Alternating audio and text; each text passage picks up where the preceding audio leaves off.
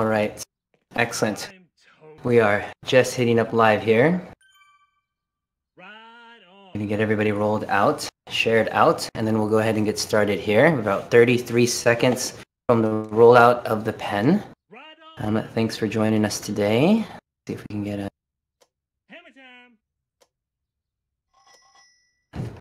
organized here.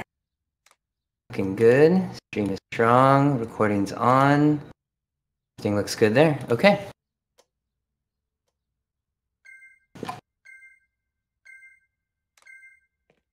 Go.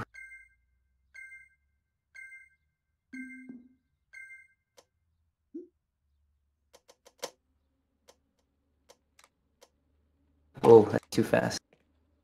Back.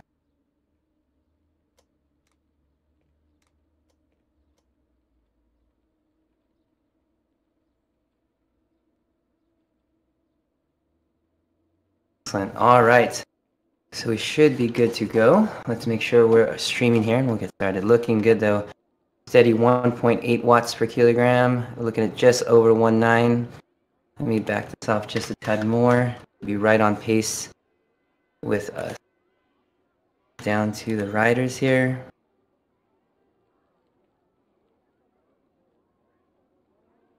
Excellent. All right, we're rolled out. We're all grouped up. Be able to get started here. There we go. Let's move over to our slides. Welcome, welcome. Good morning, good afternoon, and good evening, and thank you for joining us here in the feed zone. This show is typically on at 5:45 Pacific, 8:45 Eastern, and 13:45 GMT. Hopefully you're finding us here on Zwift Live by ODZ or one of our other channels. We're also available on Twitch, Mixer, YouTube, and now we are available actually on your favorite podcast app. Just make sure you go to your favorite podcast app, search The Endurance Lab, and you'll actually be able to find all of our great content, What's Up with Power, Chat and Chill, Skills and Drills, and myself within the feed zone, as well as Coach's Corner in the Endurance Lab podcast. So check out those channels. Definitely enjoy that content as well. So we've got a really interesting topic today. We're going to be talking about essentially a guide to weight loss during this base training season or session or block per se here. But we'll go ahead and get started. Let's go ahead and do some intros. My name is Jason Flores. I go by JFlo here in the game, Coach Flo if you like. One of the coaches here in the Endurance Lab. Definitely enjoying our time there. If you haven't checked out the Endurance Lab, check out endurancelab.fit. Definitely a good place to get some information about what the Endurance Lab is all about, and if you have a chance to join, or if you're in the lab now, some really great rides and information there. A quick medical disclaimer before we get started that the only purpose of this live stream is to educate, to inform, and is not a substitute for a medical professional. It's not on the understanding that does not constitute medical or other professional advice or service. So some of the goals of the live stream today are actually kind of twofold. One is to present articles in a popular media covering food and hydration and how it relates to endurance sports, and also to just open up a dialogue for viewers to ask questions and talk about their experiences with these sort of things. Have a back and forth. You're able to interact here on Zwift Live by ODZ for the channel to find out, ask questions, or just to watch the presentation as we go. So let's get down to the nitty gritty. Our article today is actually brought to us by Training Peaks, one of our partners here on What's Up with Power, as well as in the feed zone. And we're going to be talking about your 14-step guide to weight loss during the base training season, and kind of how you can put things together that will allow you to reach your goals that you are looking to reach during this off season. A lot of times during the season, we'll find ourselves struggling to kind of meet those goals as far as how much weight we want to lose, or if we want to lose anything at all. I think really importantly, we need to make sure that we do that in the right time of the year. And this is the time where you could really focus on that weight loss. So with that, let's go ahead and switch over here. Good there. Get to that play. So We've got a couple topics that we'll be hitting up today. Specifically, we'll be talking about how it's really about the food that we're putting in that's going to be important. And then some questions or some answers, actually, of when you should ramp up your weight loss training or your goals. And then lastly how to steps for your practical weight loss. And then a way to kind of put a quantitative measure on how you can make the changes happen during this 6 or 12-week period, depending on what you have going on during that time, to see if we can make those changes. And then we'll throw in some additional tips and tricks on just how to stay on target so that we can reach our goals over time. All right. I'm going to quickly check in on our live stream, make sure that everything is going well there, and it looks like we are. If you see the riders here on the bottom right, it's actually in a program called Zwift. If you haven't checked out Zwift, check out Zwift at Zwift.com, and you'll be able to actually ride your trainer on the courses that you see here with a group. You could do it interactively with those other riders. You'll be able to chat with them as well. So definitely a great way to interact and get that ride indoors and make that enjoyable. So looks like things are moving along well here on the live stream. We've got viewers there on that end. We're just trying to get it streaming so that we can see it. But it is looking good from what I can tell. There we go. Keeps dropping. So we'll go ahead and move forward here. So your fastest self. So think about the whole race season as a whole and kind of where you left off and kind of did you meet your goals that you had that you wanted to reach as far as your of course your endurance goals along with your weight goals, because a lot of times power to weight is everything, and trying to make sure you reach those goals is super important as far as really pushing yourself to that limit. So but really the key is that you want to combine being light and lean with being strong and healthy, because so many times we find riders really starving themselves and they're not able to get the most that they can out of their workout. So to get this optimal performance, these things need to actually work together to allow us to make sure that you're not underfueling, and making sure you're getting the things that you need to recover and to perform. Because the fastest route to overtraining and is overfuel is not making sure that you get enough food in and enough recovery, essentially. And so with that, we want to make sure that we have a plan. And so with the off season, just like we do during the on season, we want to make sure that we understand what we're trying to do and what are the goals we're trying to meet. So this brings us to our first topics, which is it's all about the food. And so for endurance athletes, we're a lot of time trying to lose weight, trying to reach that goal, that next notch on the belt. Nutrition plays a much more role, actually a higher role than even the exercise, meaning what you eat off the bike makes a huge difference versus what we are doing on the bike as far as your goals and your weight.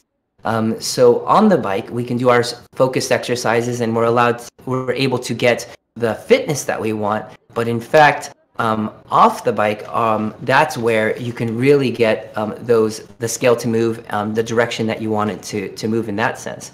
So things to remember to understand is that fat loss essentially that's the part that we want to lose. It takes time. So burning calories and eating more calories is kind of a very fine balance.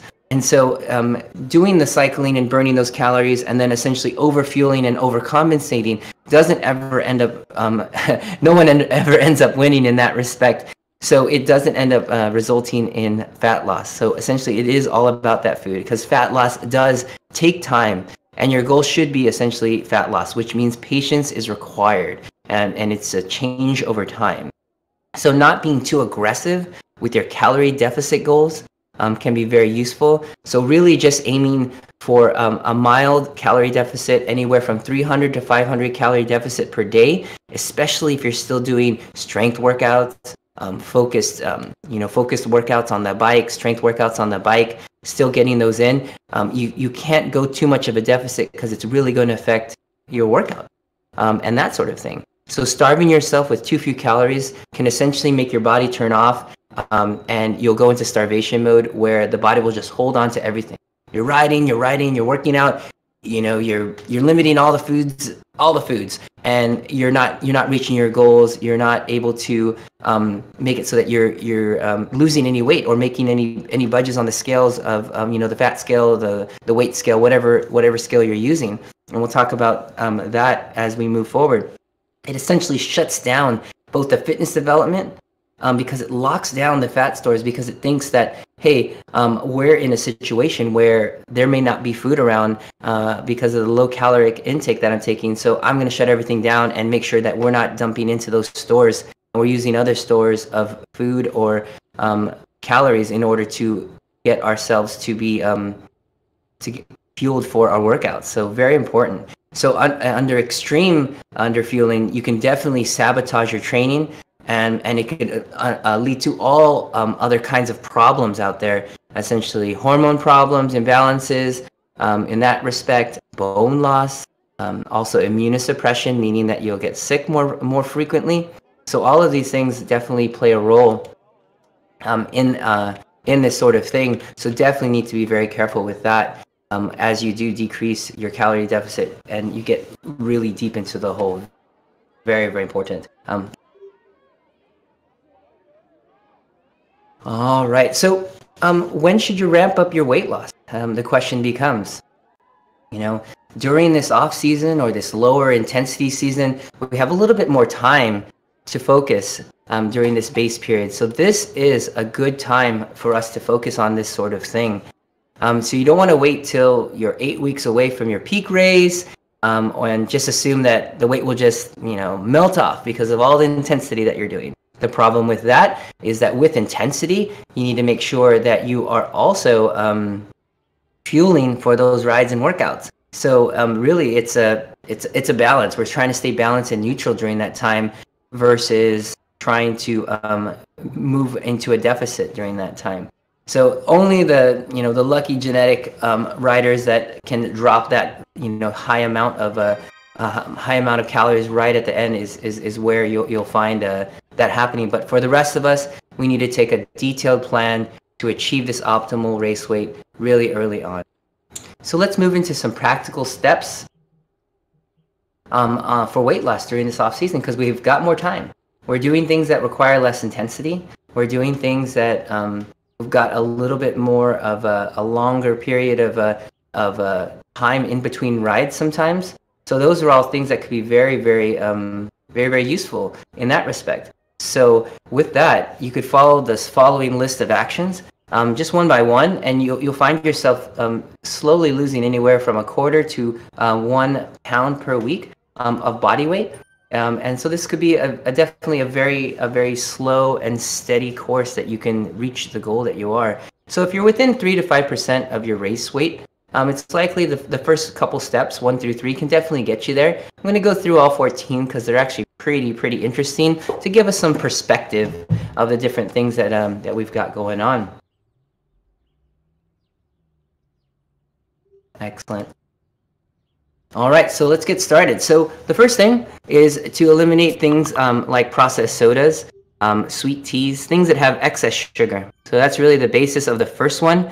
To get rid of things like that. Sodas, teas, high sugar drinks, even those non-calorie options can definitely wreak havoc on your body. So finding substitutions for those, whether it be sparkling waters or splitting it with just regular water, or just getting more water in overall, can definitely make a difference. So next thing is to eliminate alcohol.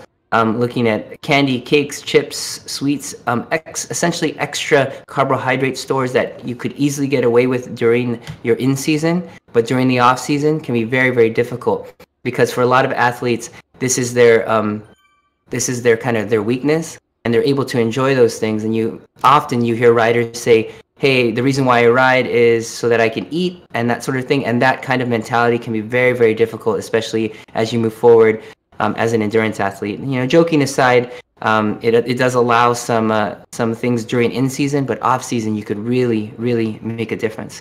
So maintaining this 300 to 500 calorie deficit per day could be really the where you want to be as far as being able to move the scale in the direction that you want if you're within those, like we were saying, 5% of your race weight. And so moving into kind of more deeper ways we can go is that you can fuel for your training sessions, just for your training sessions. So that means before, during, and after, that you are getting the fuel that you need. So if you're doing an intense ride on the bike, you're getting that fuel in, but the rest of the day you're focusing on things like high quality protein and vegetables to get those other sources in the rest of the day, and maybe not doing those carbohydrate refuelings all throughout the day versus that you would do with like a 2-day, a long big workout and race in the morning and then just fueling all day.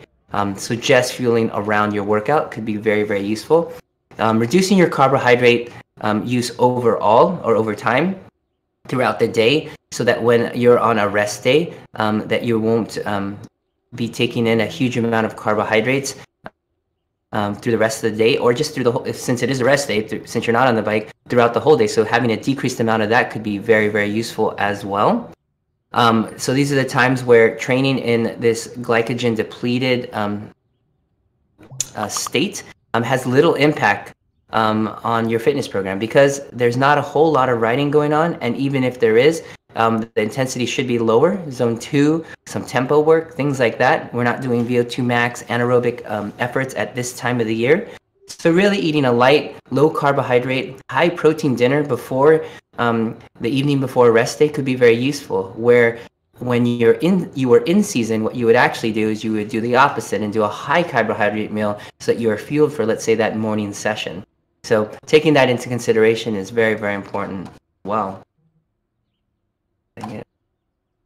So with that, moving forward, athletes who are already eating, on a whole food diet, non-packaged, nutrient dense, they need to start their journey now with portion control and making sure that even though you are getting good foods in and they are great, that you need to kind of look at what is the composure, what are they composed of, and drop down the things that you need. So if you're getting more things like proteins in, you can easily back off on the fats. You could easily back off on the carbohydrates, and it could be very, very useful in this situation. The next part is making sure you get sleep, so there's not as many training sessions back to back, and hopefully you're not leaving yourself completely exhausted. So what that will allow you to do, hopefully, is to be able to get a little bit more sleep, spend some time with your family, that sort of thing, and that's what can really make a difference in your recovery. Because sleep deprivation inhibits fat loss, also inhibits gains during your season. So sleep is important on both sides of the scale. Protein intake is the one thing that we find that typically riders are too low on. So it's important that you're not skimping out on that and making sure that you're maintaining the normal levels, even though that the calorie level might be a little bit lower. That you still keep those sources of protein in. So focusing on lean protein sources such as meat, fish, dairy is also a little controversial, but still can work in most plans if it does well. But again, it's meat, fish, seafood, and eggs are all really good sources of proteins daily to make sure you're getting your minimum amount and keeping that going. And a lot of times, use your own experience. If something works for you, then go with that. This is also a time to kind of experiment with what actually works with you or for you. So very important there.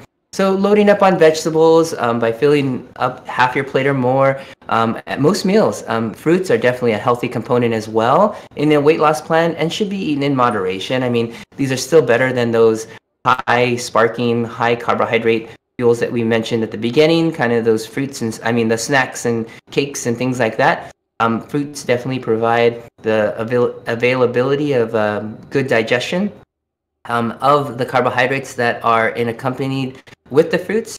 So definitely a good source there. So don't limit yourself there as well. Utilizing a nutrient timing technique. So instead of a recovery drink right after training time, you can just make it so that you go to at the end of your, try to time your training session to end at a time where there's a meal, and eating one of your regular meals. Or if in fact the intensity wasn't very high on your workout, then you could easily just wait to have your next meal at the normal time. So before, when the intensity was very high, post-workout was very, very important.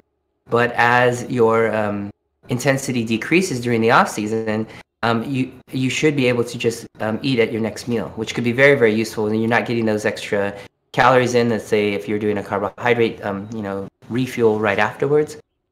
So definitely could be to your advantage. And the other thing is to limit grazing and focus on the meals. So if you've got your 3 square meals, you've got meals during the day, not saying that they should be at set times, but saying that they should be times where you can kind of look forward to enjoying a meal, and just avoid snacking. Things like while watching TV, working on the internet, and just kind of mindlessly putting food in, just making sure you're not grazing throughout the day, but in fact focusing on the times of the meal.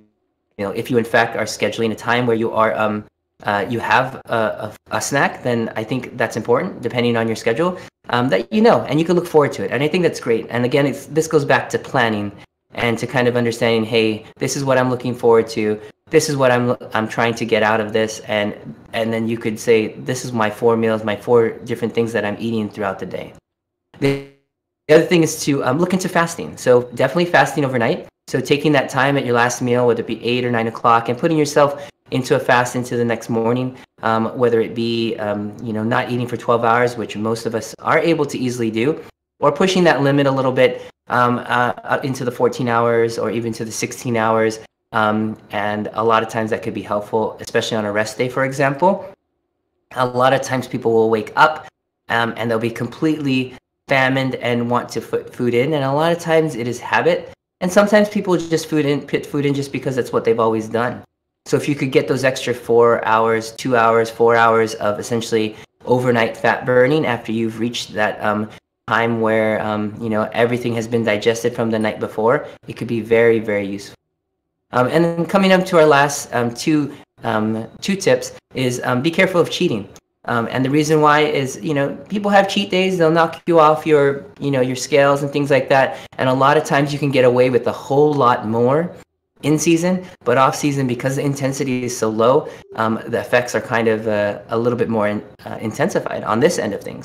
So again, plan for it. If you know you're going to have a weekend deal and you've got a celebration, a social interaction, plan for that. And then know that that's what's going to happen on that day. But on the other days, know that you're going to stick to your plan. Just like you stick to your training plan from your coaches, you're going to do the same for the times that you are training through the week for your food as well. So taking this approach could be very, very useful in that.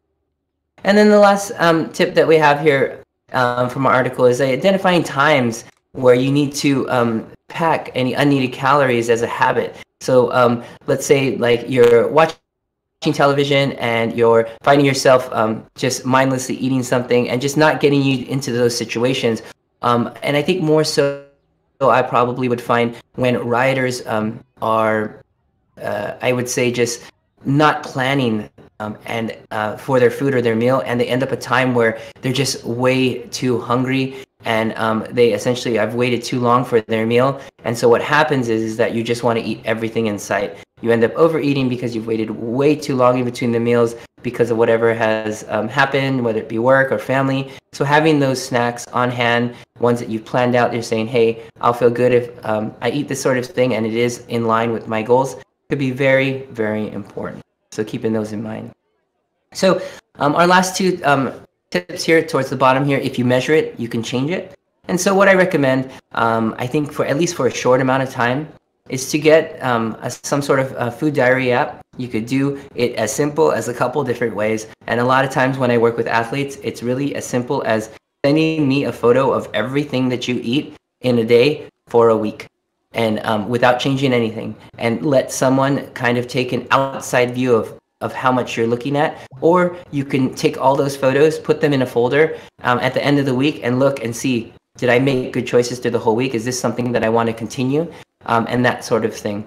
Good old pen and paper can work too. You can write it down, you could jot it down, with your phone on a little sheet there. But just getting some kind of log could be very useful. So going all the way to the full extent of logging it on something like MyFitnessPal could be very useful. It could be a rabbit hole for many. which essentially, can get you down and into, kind of the rabbit hole of like, is this a carb, a protein, or a fat? But I think the diary is made so that the purpose of it would be just to get an idea of what you're eating. And if, in fact, you went to the next level, it would be maybe to look at the macros of the thing. So you just want to measure a caloric intake for a couple of days. I'd say anywhere from 3 days to a week could be very useful. And learning the profile that you have can make it easier to make a dietary decision. So the other thing to track would be to track your body weight or fat percentage. I would prefer fat percentage. If you have a scale, definitely that. You could do easy as calipers as well. So those are the two ways that I have my athletes look at their body fat percentage. And that's the number that we want to kind of look at. And you can scale those and you can record those in programs like Training Peaks, MyFitnessPal, even Fitbit. If you have that, you can track those. And over time, you can see your changes. They're going to be slow going. It really depends on how quickly we're moving the scale, but definitely can be change over time. You want to graph this, and this is something that you can see your milestones and your goals achieved, and it could be very, very motivating. So definitely keep that in mind. So with that, we come up to our last bit here, is additional tips and tricks to staying on target. And that essentially is how do you get the motivation to keep yourself going? And so you could do a couple different things. Obviously, if you have a coach, you have someone to be accountable to. You could also join a challenge of sorts, and plenty of groups online have that, whether they be cycling related or nutrition related. They could all be in fun. So groups will often get together for either nutrition or weight loss challenge. One of the really popular ones that the article brings up, and I have some experience with, is the Whole30. Essentially, it is taking a whole food-based approach for 30 days. You share your goals, you share your recipes and excitement. And it's one thing we're thinking about putting together in the Endurance Lab as well, is just to be able to share your what you're eating during this time of the season, and just kind of get that information, or at least that support that other people are going through some of the same things and trying to get answers. So reading up on losing weight and essentially keeping your mind focused in these groups can be very, very useful.